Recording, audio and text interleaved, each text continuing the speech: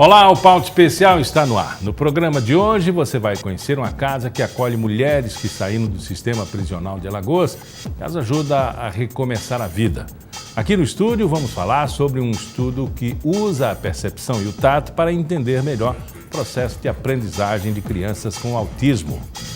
Vamos falar também sobre um catálogo que vai registrar os diferentes tipos de artesanato produzidos em Alagoas. E você ainda vai ver que as mulheres, apesar de sofrerem preconceito, dirigem muito bem. Pesquisas mostram que elas se envolvem menos em acidentes que os homens e também pagam mais barato pelo seguro.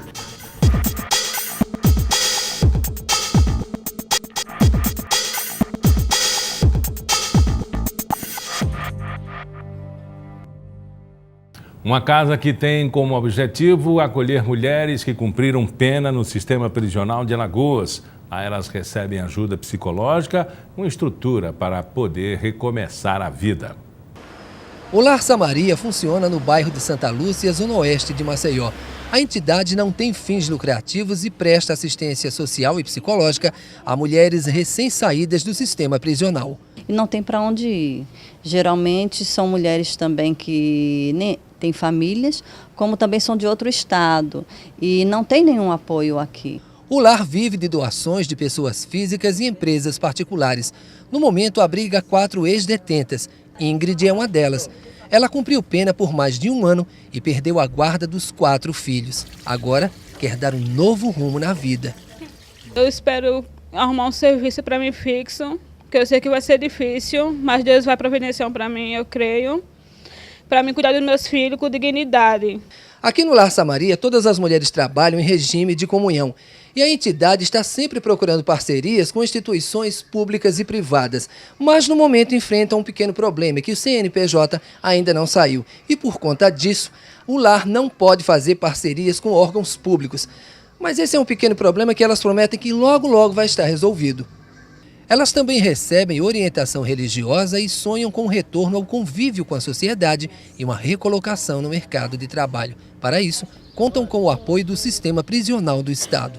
A gente está ajudando com alimentos, fornecendo colchões, a questão também de auxílio à saúde, a gente está fornecendo ambulância, uma equipe, psicóloga, assistente social, enfermeira também. Estão indo lá para fazer uma triagem para ver a necessidade, para um posterior atendimento médico. Assim, a gente está dando assistência para a questão da evolução do lar e para se tornar cada dia mais uma coisa maior. Um projeto inédito em Alagoas quer tentar entender melhor o processo de aprendizagem de crianças com autismo. O estudo busca inserir o autista na sociedade. Para isso, usa como base a percepção que ele tem da linguagem, além de explorar a função de fazer contato com o ambiente, principalmente por meio do tato. Aqui comigo no estúdio está a pesquisadora e doutora em Educação Especial, Daniela Ribeiro. Primeira dificuldade, abordagem e o porquê, a razão dessa pesquisa. Como tudo começou? Desde os meus primeiros estudos na pós-graduação, de iniciação científica, depois no mestrado, eu tenho interesse em investigar a aquisição de linguagem por crianças com autismo. Então, já são aí alguns anos de pesquisa nessa área, porque a linguagem é uma das áreas em que as crianças com autismo apresentam déficit. E a linguagem é a base para tudo, para as interações sociais, para a aprendizagem. Então, é uma área que deve ser estimulada, desenvolvida nessas crianças. E as pesquisas que eu tenho conduzido têm uma base teórica de uma ciência chamada análise do comportamento, que está interessada em estudar o comportamento humano, né? Como que a gente se comporta, por que a gente se comporta da maneira como nos comportamos. Então, tem muitos estudos conduzidos nessa área, principalmente fora do Brasil. Aqui no Brasil a gente ainda não tem muitas pesquisas e a ideia é trazer essas pesquisas para cá com a população de crianças com autismo brasileira, tentando desenvolver procedimentos de ensino de linguagem, né? Procedimentos que tenham uma base científica aí, que efetivamente funcionem para estimular o desenvolvimento da linguagem dessas crianças. A primeira dificuldade do pesquisador é ter coisas escritas sobre aquilo que se vai pesquisar. Mas também é o desafio, né, de promover o conhecimento. Exato, isso. A gente trabalha ali no limite, né? Tentando empurrar a barreira do conhecimento e, no nosso caso, desenvolver métodos que sejam eficientes. Porque muitas vezes você está diante de uma criança com autismo, ela tem o déficit de linguagem, e aí como é que eu ensino? Como é que eu minimizo essas dificuldades?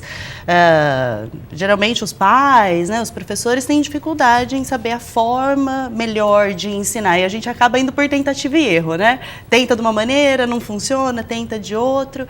Então a nossa ideia é realmente desenvolver procedimentos e falar, olha, faz dessa forma, porque estudos têm mostrado que essa forma pode funcionar, né? Então, e essas formas a que eu me refiro são métodos baseados nos conhecimentos da análise do comportamento, que tem há anos aí investigado como é que a gente aprende, como que a gente adquire novos comportamentos. E o cientista tem apostas, né? Ele defende teses, mas ele precisa da resposta também, até mesmo para sedimentar aquele conhecimento.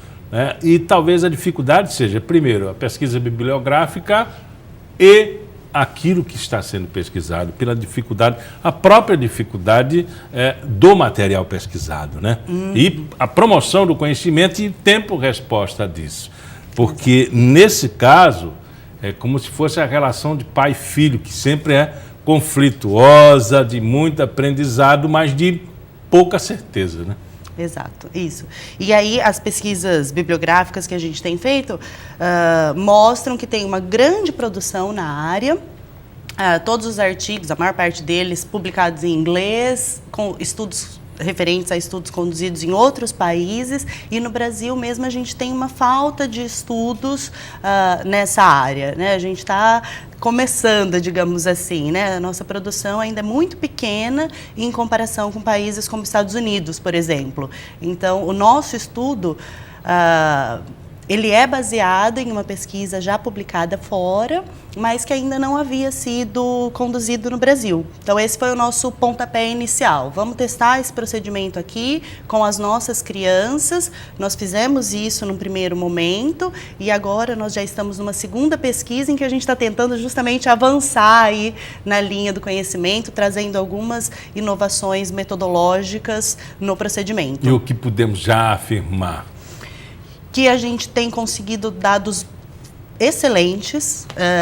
O nosso interesse é desenvolver procedimentos que sejam econômicos. Então, o que a gente chama de tato é o contato com o ambiente, não é tato do sentido tato. Então, quando eu digo isso é uma mesa, eu estou fazendo contato com o ambiente. Na área, a gente chama essa habilidade de tato.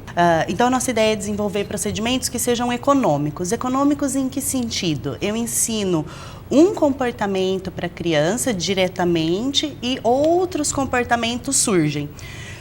Para crianças com desenvolvimento típico, essa transferência, digamos assim, né, de ensinar um comportamento e outros aparecerem, acontece de maneira muito tranquila, muito espontânea. Ela aprende a dizer que isso é mesa, nós ensinamos, isso é uma mesa, e depois ela organiza no ambiente todos os móveis, por exemplo. A mesa, o armário, a cadeira. E você não precisa ensinar diretamente. Para crianças com autismo e com outras deficiências, isso não acontece, essa transferência. Então, nós queremos ensinar o tato, que é a nomeação dos objetos, né? Não é o tato do sentido, mas é no sentido de fazer contato com o ambiente, nomear as coisas do ambiente e ganhar, né? A criança depois sai categorizando coisas que fazem parte do mesmo conjunto, da mesma categoria. Então, no nosso caso, nós estamos trabalhando com conteúdo relacionado a mapas, né? Os nomes dos mapas dos estados brasileiros e depois o agrupamento por regiões. Então, a gente só está ensinando o nome do estado, o nome da região e depois a criança acaba agrupando esses mapas de acordo com a região. É uma metodologia diferente da já aplicada com relação a essa abordagem com o autismo? Ela pode ser aplicada com facilidade? Ela já chega rápida?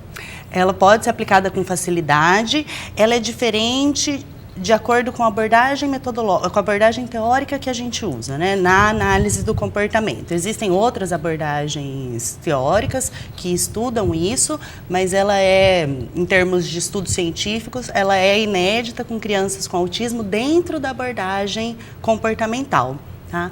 E como os nossos primeiros dados têm mostrado que as crianças aprendem uma habilidade, depois aprendem o tato, no caso, e depois saem categorizando os objetos, nesse sentido é um procedimento econômico e é um procedimento que pode ser usado, aplicado facilmente em casa, pela família, na escola, pelos professores, e esse é o nosso objetivo, né? E ele extrapola também até o conhecimento de que o autismo tem um limite, né, no processo cognitivo, porque ele rompe uma barreira, de certa forma, né, pela organização que o próprio indivíduo faz. Isso, a literatura mostra que as crianças com autismo podem apresentar algo que nós chamamos de controle restrito. Então, a gente ensina a criança que um poodle é um cachorro.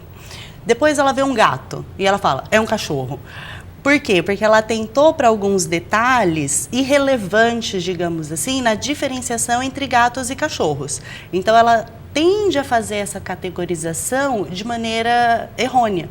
E aí o nosso objetivo é justamente tentar eliminar essa barreira, né? Ou minimizar esse controle restrito, essa dificuldade que elas podem apresentar, ensinando que, na verdade, por mais que os objetos tenham características semelhantes, eles têm algumas características que são fundamentais na diferenciação das categorias do mundo, né? No caso, gatos e cachorros são muito parecidos, mas o cachorro tem ali umas características que são específicas e é a elas que a criança tem que atentar.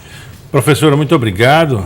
Conversamos com a doutora em Educação Especial, Daniela Ribeiro. Muito obrigado pela entrevista. Eu que agradeço. Obrigada. No próximo bloco, a gente fala aqui no estúdio sobre um catálogo que vai registrar os vários tipos de artesanato produzidos em Alagoas. A ideia é levar esse material para promover o Estado em feiras e eventos. E você vai ver o que, mesmo com o preconceito, as mulheres mandam bem no trânsito. Pesquisas apontam que elas se envolvem menos em acidentes e pagam mais barato no seguro que os homens. Pauta Especial volta já.